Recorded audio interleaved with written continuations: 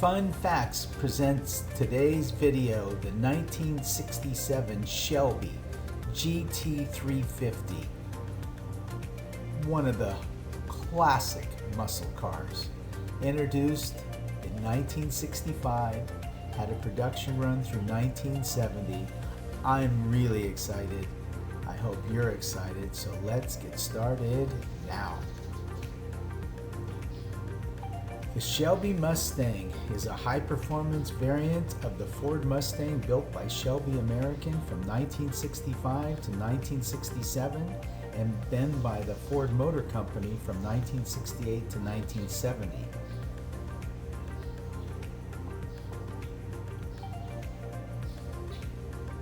In 1965 through 66, cars were the smallest and the lightest.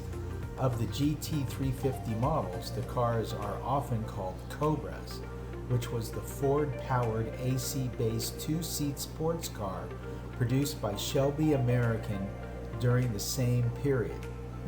Both models used the Cobra emblem, similar paint scheme, and the optional Cobra valve covers on many GT350s that were part of marketing tie-in by Shelby, as well as one of the iconic symbols.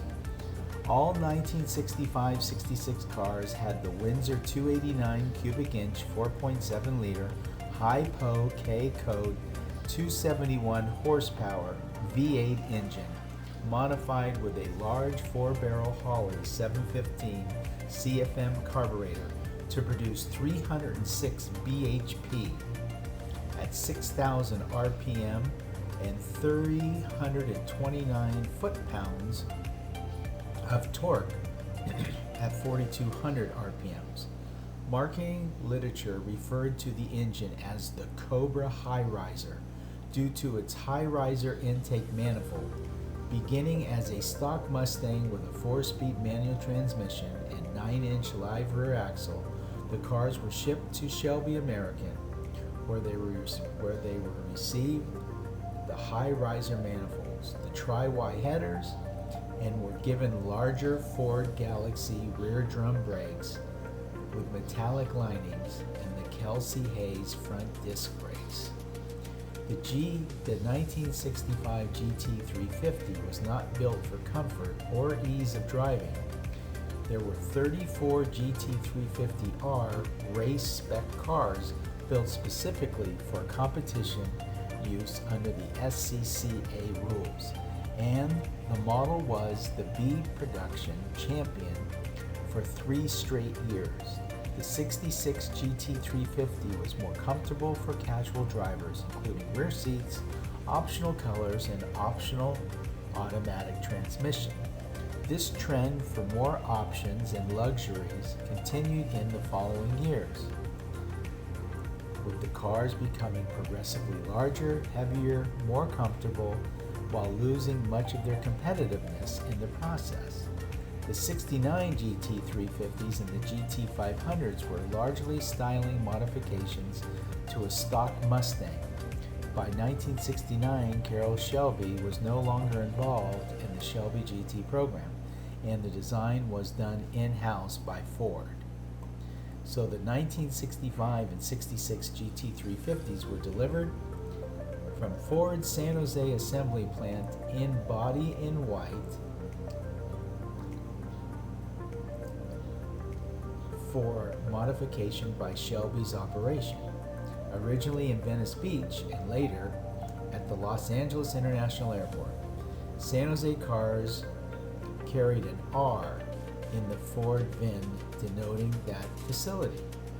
The only year that Shelby Mustangs from the 1960s came from another plant was in 1968, where they came from New Jersey, and the letter T in the VIN, and they were modified by A.O. Smith.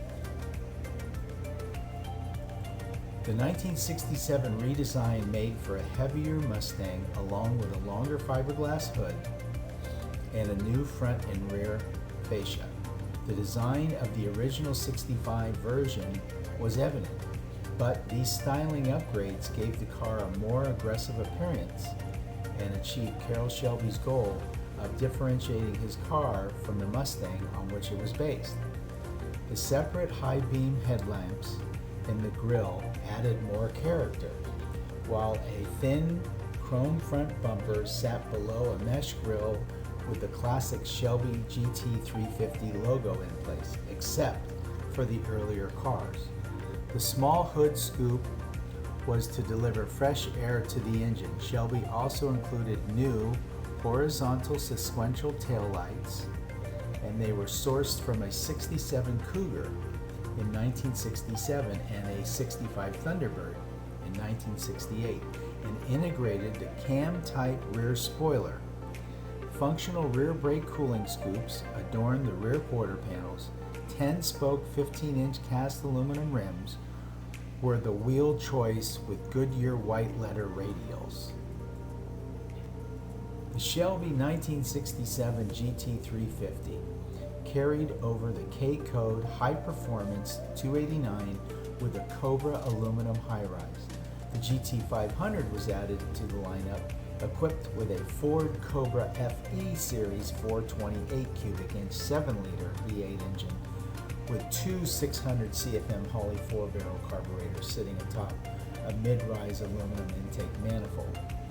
Documented plans to introduce a convertible mid-production year was shelved due to supply, production, and financial problems that happened as soon as the first cars started to arrive at Shelby's Los Angeles facility in September. By October 1966, Ford took control over engineering and purchasing.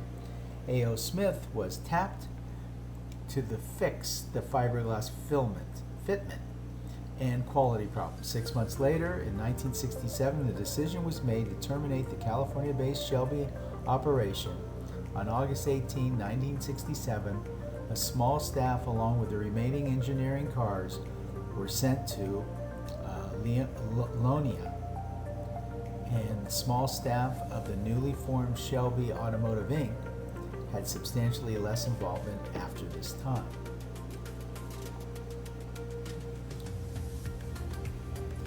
In 1967, Shelby American built 26 K-Code Mustang coupes to the FIA's Group 2 specification.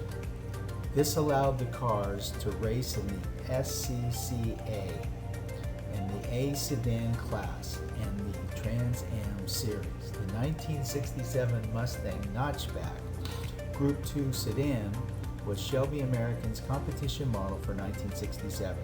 The same rule that allowed the 1965 GT350 to compete in the SCCA's B production class. No rear seats effectively kept the Shelby Mustangs out of the Trans Am series.